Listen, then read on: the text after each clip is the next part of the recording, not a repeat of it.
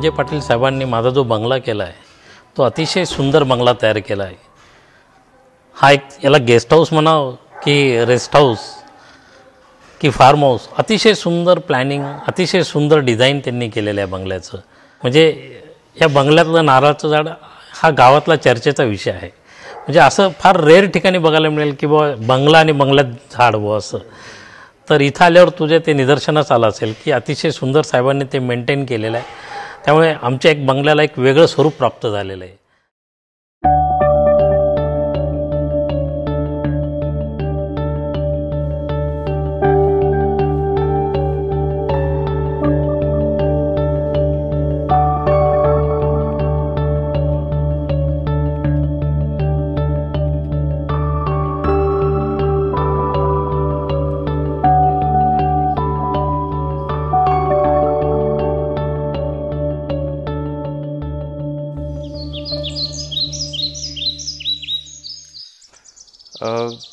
त्या जुन्या बंगल्यातून या ठिकाणी शिफ्ट झाल्यानंतर जो चेंज होता तो पहिले वर्षभर आम्ही अनुभवला, तो खूप मोठा चेंज होता। दुसरी गोष्ट हे आतला भाग आणि बाहेरचा भाग असं फारसं डिस्टिंक्शन इथं दिसत नाही आहे। जसे बाहेर गार्डन आहे तसे घराच्या आत पण गार्डन आहे।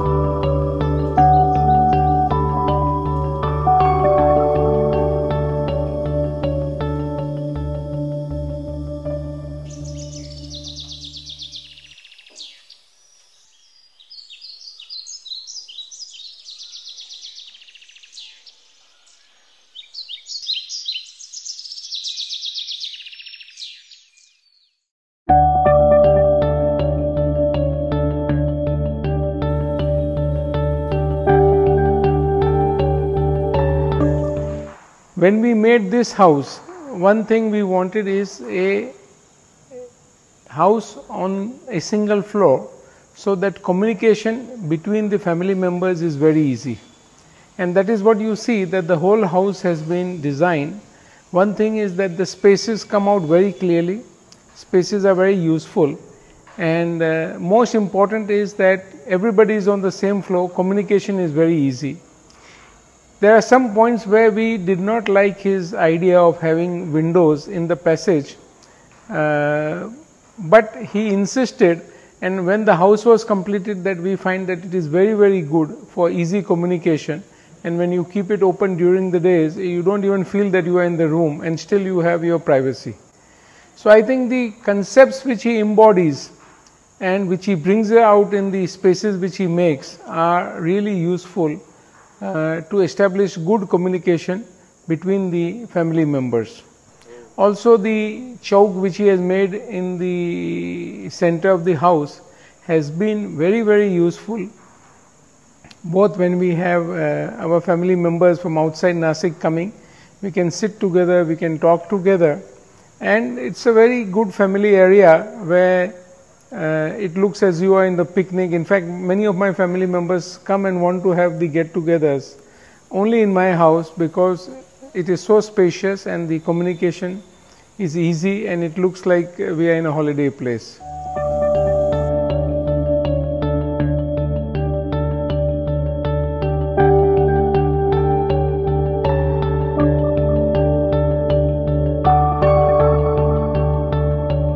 ह्या घरात आलं की आम्हाला समाधान मिळतं। दिवसभर काम करून थकून आल्यानंतर इथे आलो की आम्हाला एक मानसिक समाधान मिळतं. कुठल्याही 5 स्टार हॉटेलपेक्षाही ह्या घरामध्ये कम्फर्ट आम्हाला जास्त मिळतो. दुसरं म्हणजे ह्या घरातनं आम्हाला बाहेर फिरायला सुद्धा जाण्याची इच्छा नाही होत.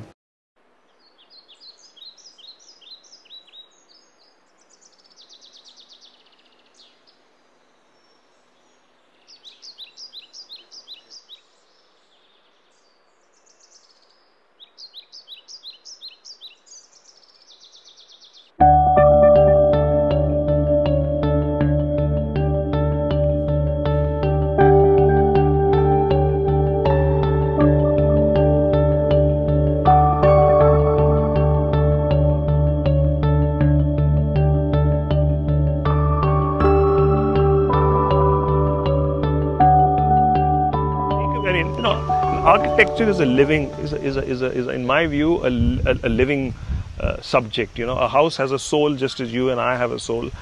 A house takes on the character of those who live in it, and it certainly takes on the character of those who design it. And I think that shows, and we are very passionate about this house. Our children have grown up here. So the house is obviously around 1860, and it was a humble home of a farmer. And this house continued in that state till 1983, when my wife and I came back from England, and we wanted to renovate the house rather than pull it down. That was really when we started the renovation in 1983.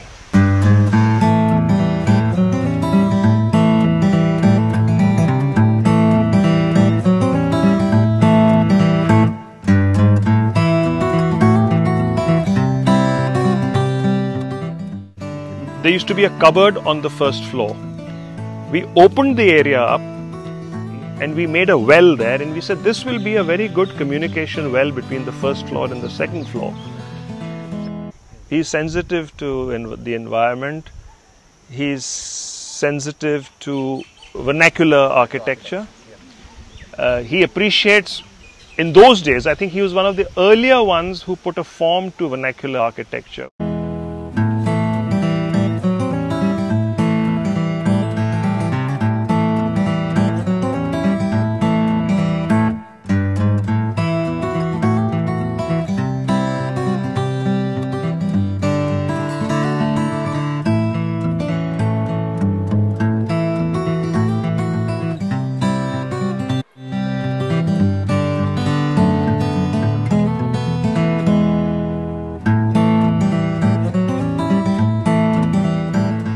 Without AC building, परंतु ती पण पर्यावरणपूरक हवा खेळती पाहिजे.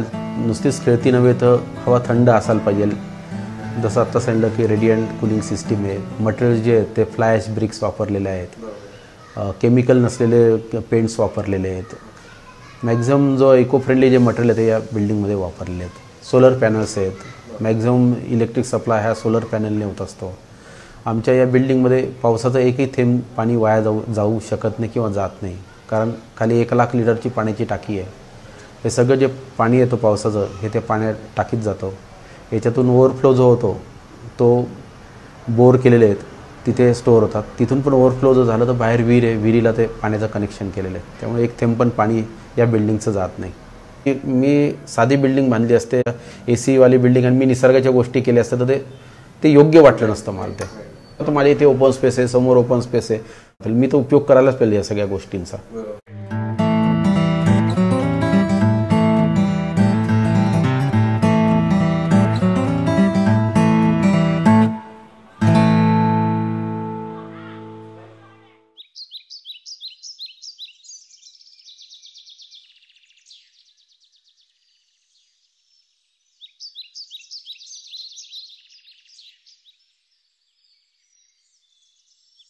एकोणीसशे सालाचं structure आहे. आर्मीचं होतं, ब्रिटिश आर्मीचं होतं. हे कंपोजिट स्ट्रक्चर आहे, स्टोन आणि ब्रिक्समध्ये केलं आहे, मॉर्टरमध्ये. आणि जेव्हा आम्ही याचा सुरुवात केली सरांबरोबर, संजय पाटलांबरोबर, की याचं काय करता येईल हे रिटेन करून, ही जी प्रोसेस आम्ही, जी कामाची प्रोसेस होती घर बांधण्याची, ती आम्ही खूप एन्जॉय केली. हे टोटली वेगळं डिझाईन आहे. हां, वरती गेस्ट रूम्स आहेत, स्विमिंग पूल आहे, नंतर पर्सनल एरियाज आहेत, हा सगळ्या चारी बाजूनी वरंडा आहे. हे वेगळापणा ठेवण्याचा उद्देशच होता की अदरवाईज नाही तर हे सगळं पाडून परत नवीन करावं लागलं असतं, त्यात काही नव्हतं.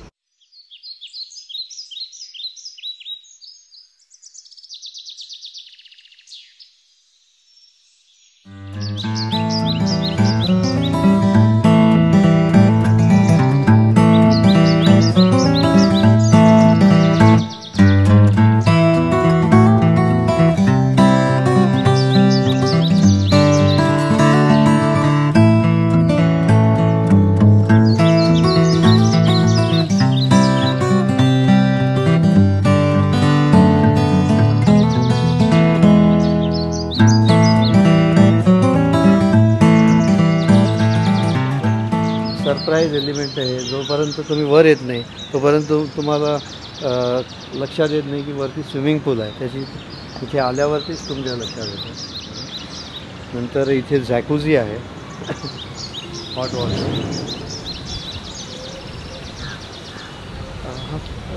हा फ्लोटिंग ब्रिज आहे. यातून तुम्ही या TV रूममध्ये किंवा मेडिटेशन रूममध्ये तुम्ही एंटर होता. किड्स प्ले एरिया जसा तुम्ही वापरता हे आम्ही हे बिल्ट इन सिट आउट केलेलं आहे की जेणेकरून इथे फर्निचरची आवश्यकता नसेल.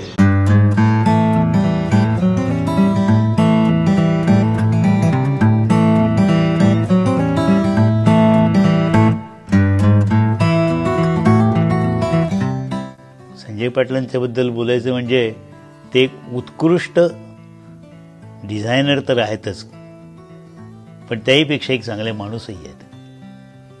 त्यांचं योगदान ह्या सगळ्या प्रकल्पात इतकं मोठं आहे की हे त्यांनी खरं म्हणजे एका हाती केलं असं म्हणायची वेळ आली. आणि त्यांचं आणि ते कॉन्ट्रॅक्टर जे होते त्यांचं इतकं छान ट्युनिंग होतं. आम्हाला कधीही कुठेही काहीही बोलावं लागलं नाही किंवा नंतर काम सुरू झाल्यावर आम्हाला कोणत्याही सूचनाही कराव्या लागल्या नाहीत, कारण त्या सगळ्या आमच्या डोक्यात ज्या कल्पना होत्या त्या त्यांनी इतक्या बरोबर इथे एक्झिक्यूट केल्या होत्या.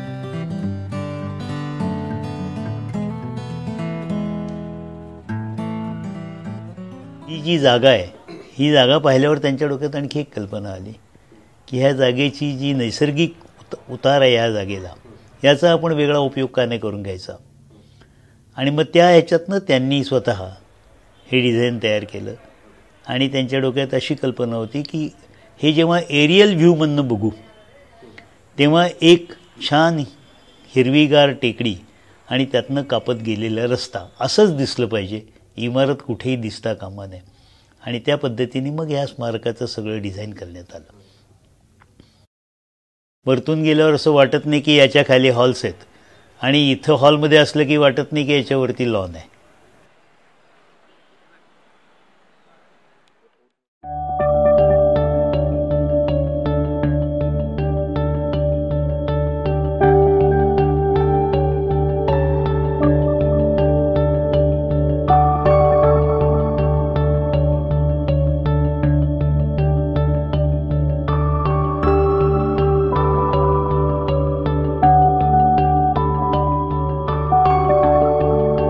The way he has designed, you can see here, it's of the human scale. Anyone can understand the design, like the song of Mukesh, anyone can hum it. Similarly, if you see the design of architect Sanjay Patil, not only this campus, any other designs created by Sanjay Patil, people can understand that. And that is the beauty of his design. I consider him the jewel of Nashik. He's the pride of Nashik. Not only the pride of Nashik, he is the pride of India in the field of architecture.